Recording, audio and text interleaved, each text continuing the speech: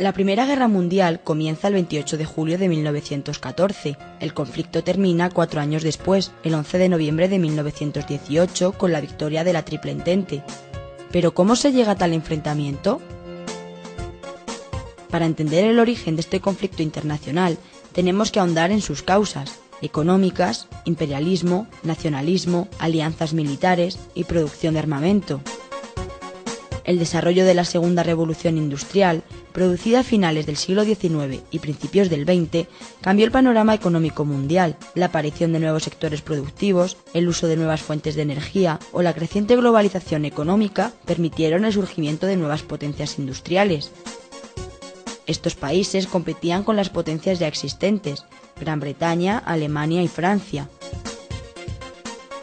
A principios del siglo XX, Gran Bretaña y Francia eran los países que más colonias poseían.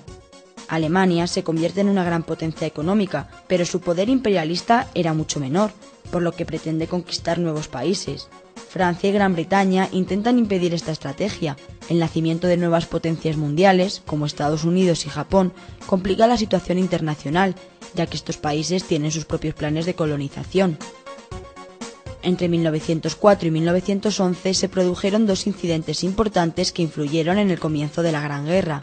Nos referimos a las crisis de Marruecos, país en el que Francia tiene pretensiones coloniales y que Alemania usó para conseguir sus aspiraciones imperialistas.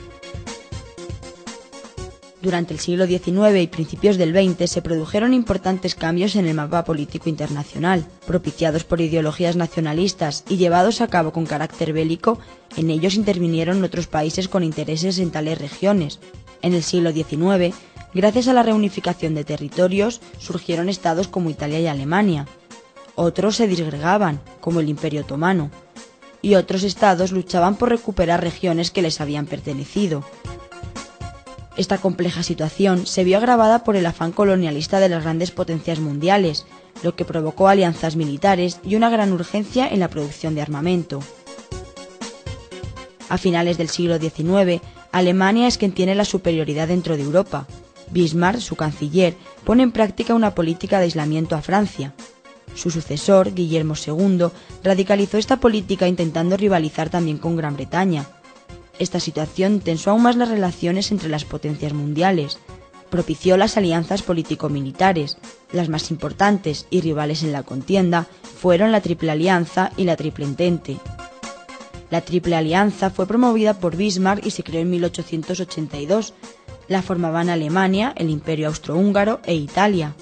Al empezar la guerra, se unieron otros países, como fue el caso de Turquía y Bulgaria.